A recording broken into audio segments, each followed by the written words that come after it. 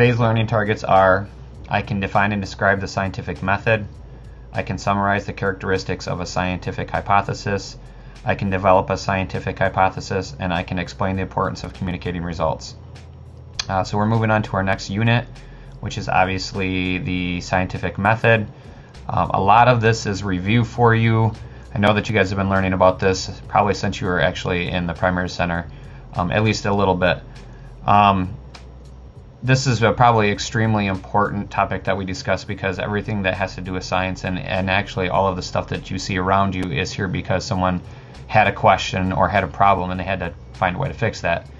And even though we say it's the scientific method, most of this stuff still comes about in the same sort of process of finding that problem, researching, getting a hypothesis, and then looking to find results from that. So obviously something that we feel is extremely important, because you learn about this pretty much at the beginning of every year until you probably are done with your education.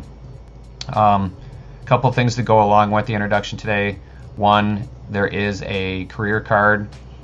Please make sure that you're looking at that one today. It's the DTE Gas Renewal Program card.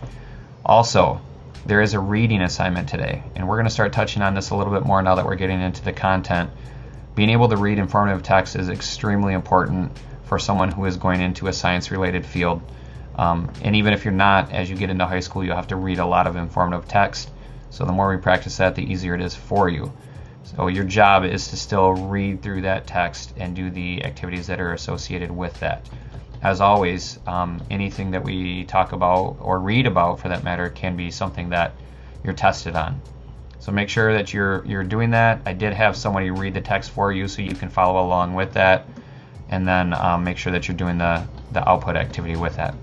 Other than that, make sure you're finishing up the card and doing those last 2 questions, and have a great day.